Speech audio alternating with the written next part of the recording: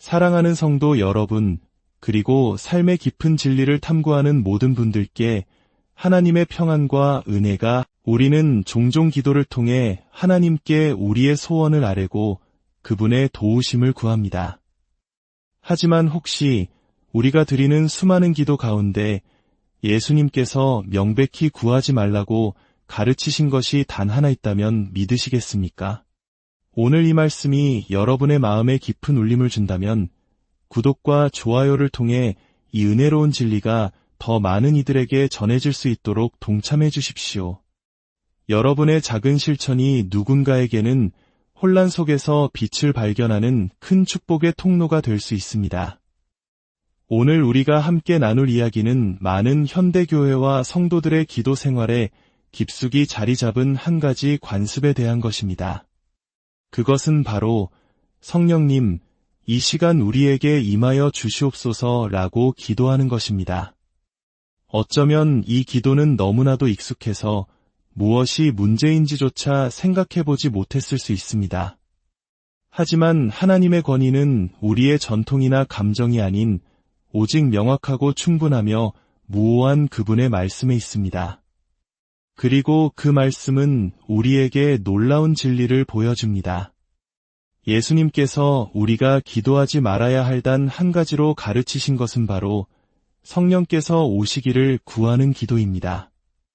이 말이 처음에는 충격적으로 들릴 수 있습니다. 성령의 임재를 구하는 것이 어째서 잘못된 기도란 말인가? 라고 반문할 수도 있습니다.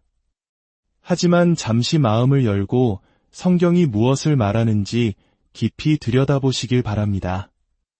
요한복음 14장 16절과 17절에서 예수님께서는 제자들에게 흔들리지 않는 약속을 주십니다. 내가 아버지께 구하겠으니 그가 또 다른 보혜사를 너희에게 주사 영원토록 너희와 함께 있게 하리니 그는 진리의 영이라. 이 말씀을 자세히 보십시오. 예수님께서는 너희가 구하라고 말씀하지 않으셨습니다. 오히려 내가 구하겠다고 선언하셨습니다.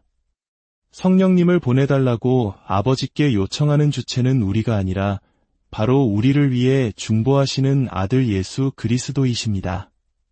그리고 그 결과는 무엇입니까? 아버지께서는 성령을 일시적으로가 아니라 영원토록 우리와 함께 하도록 보내주신다는 것입니다.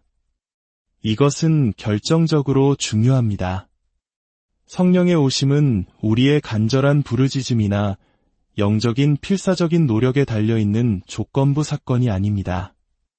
그것은 그리스도의 중보와 아버지의 신실하신 약속이 낳은 필연적인 결과입니다.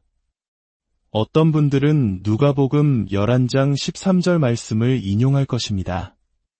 너희가 악할지라도 좋은 것을 자식에게 줄 알거든 하물며 너희 하늘 아버지께서 구하는 자에게 성령을 주시지 않겠느냐 하시니라. 물론 이 말씀은 진리입니다. 하지만 우리는 성경을 한 구절만으로 해석해서는 안 됩니다. 이 말씀은 예수님께서 십자가를 지시기 전 성령께서 모든 믿는 자에게 부어지기 전인 오순절 이전에 하신 말씀입니다. 우리는 성경을 성경으로 해석해야 합니다. 예수님께서는 요한복음 16장 7절에서 그 이유를 더욱 명확히 하십니다. 내가 떠나가는 것이 너희에게 유익이라. 내가 떠나가지 아니하면 보혜사가 너희에게로 오시지 아니할 것이요 가면 내가 그를 너희에게로 보내리니 누가 성령을 보내십니까? 여러분이나 제가 아닙니다. 바로 그리스도께서 보내십니다. 이것은 인간의 노력이 아닌 하나님의 절대적인 주권과 이미 성취된 약속의 문제입니다. 그렇다면 이 사실이 우리의 기도 생활에 무엇을 의미할까요? 바로 이것입니다. 하나님께 성령을 보내달라고 더 이상 간구하지 마십시오. 성령님은 이미 여기에 와 계십니다. 그분은 오순절 날 강림하셨고 지금 이 순간 모든 신자의 마음속에 내주하고 계십니다. 로마서 8장 9절은 이 사실에 쐐기를 박습니다. 만일 너희 속에 하나님의 영이 거하시면 너희가 육신에 있지 아니하고 영에 있나니 누구든지 그리스도의 영이 없으면 그리스도의 사람이 아니라 이 말씀의 이면은 더욱 분명합니다. 당신이 그리스도께 속한 사람이라면 당신 안에는 이미 그리스도의 영, 즉 성령님이 영원히 거하십니다. 우리에게는 더 많은 성령이 오히려 성령님께서 우리의 삶을 더 많이 주장하시도록 내어드려야 합니다. 너무나 많은 사람들이 하나님께서 이미 주신 것을 달라고 애원하고 간청하고 있습니다. 그것은 마치 십자가에서 이미 그 사랑을 증명하신 하나님께 저를 사랑해 주세요 라고 비는 것과 같고 그리스도께서 이미 우리의 모든 빚을 청산하셨는데 죄를 용서해 주세요 라고 구하는 것과 같습니다. 그것은 성경적인 기도가 아니라 영성으로 위장한 불신앙입니다. 성령께서 오시기를 구하는 대신 우리는 성령을 근심하게 하지 말아야 합니다. 성령을 소멸하지 말아야 합니다. 그리고 성령으로 충만해야 합니다. 여기서 성령 충만이란 더 많은 성령을 받는다는 의미가 아니라 그분께 완전히 통제되고 그분이 영감 주신 말씀으로 가득 채워지며 우리를 거룩하게 하시는 그분의 사역에 온전히 순복하는 것을 의미합니다. 분명히 말씀드립니다. 성령께서 오시기를 기도하는 것은 오순절 사건을 부정하는 것입니다. 그것은 그리스도의 약속이 아직 성취되지 않은 것처럼 사는 것이며 새 언약의 완전함을 의심하는 것입니다. 이것은 작은 실수가 아니라 심각한 신학적 탈선입니다. 이 진리는 우리를 정죄하기 위함이 아니라 참된 자유와 확신으로 이끌기 위함입니다. 예수님의 약속이 어떻게 역사 속에서 성취되었는지 조금 더 깊이 살펴보겠습니다. 구약시대의 성령님은 선지자나 왕, 사사들과 같은 특정 인물에게 특별한 임무를 위해 임하셨습니다. 하지만 영구히 내주하시지는 않았습니다. 그래서 다윗은 시편 신한편에서 주의 성령을 내게서 거두지 마소서라고 기도할 수 있었습니다. 구약의 언약 아래에서는 하지만 그리스도의 피로 세우신 새 언약 아래에서는 다릅니다. 성령님은 모든 믿는 자에게 영원한 소유로 주어집니다. 사도 바울은 에베소서 1장 13절과 14절에서 우리가 구원의 복음을 듣고 믿었을 때 약속의 성령으로 인치심을 받았다고 선언합니다. 이 인치심은 구원받는 그 순간에 일어나는 단회적이고 법적인 사건이지 우리가 어떤 특별한 영적 체험이나 두 번째 은혜를 통해 얻어내는 것. 이것은 마치 1907년 평양에서 일어났던 대부흥 운동과 같은 놀라운 영적 각성이 우리 민족의 역사에 큰 획을 그었던 것처럼 오순절 사건은 인류 구원 역사 전체의 분수령이 되는 결정적 사건입니다.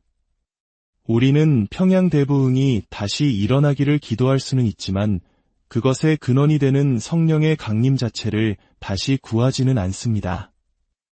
왜냐하면 오순절에 임하신 성령님은 교회를 떠나신 적이 없기 때문입니다.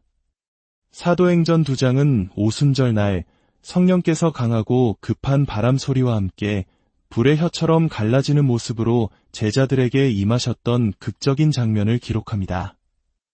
그러나 이 모든 기적적인 현상 뒤에 있는 진짜 기적은 이것이었습니다. 예수님께서 약속하신 그대로 성령께서 하나님의 백성 안에 영원히 거하시기 위해 오셨다는 사실입니다. 따라서 우리의 기도는 이제 바뀌어야 합니다. 성령님, 와주세요가 아니라 성령님, 이미 제 안에 계심을 믿습니다. 오늘 제 삶의 모든 영역을 다스려 주시옵소서, 제 생각과 말과 행동을 주관하여 주시옵소서라고 기도해야 합니다. 우리는 성령의 임재를 구하는 대신 이미 우리 안에 계신 성령께서 가능하게 하시는 모든 것을 구해야 합니다. 지혜를 구하고 담대함을 구하며 거룩함을 사모하고 순종할 힘을 구해야 합니다. 이 모든 것은 성령의 열매이며 그분의 능력으로만 가능하기 때문입니다. 하나님께서 이미 보내신 것을 다시 보내달라고 간구하는 오류에 빠지지 맙시다. 우리가 이미 소유한 것을 달라고 구하지 맙시다. 하나님의 약속이 마치 아직 이행되지 않은 것처럼 행동하지 맙시다. 하나님은 우리에게 이미 부어주신 것을 애원하라고 부르지 않으셨습니다. 그분은 우리가 그 사실을 믿고 그 진리 안에서 살아가며 그 복된 소식을 세상에 선포하라고 부르셨습니다. 사랑하는 여러분, 이 진리가 여러분의 신앙생활에 흔들리지 않는 반석이 되기를 축복합니다. 여러분이 그리스도 안에 있다면 성령님은 이미 여러분 안에 온전히 그리고 영원히 거하십니다. 이 놀라운 진리 안에서 참된 평안과 확신을 누리십시오. 여러분의 삶이 날마다 성령의 인도하심을 따라 살아감으로 사랑과 희락과 화평과 같은 아름다운 성령의 열매를 풍성히 맺기를 주님의 이름으로 간절히 기도합니다.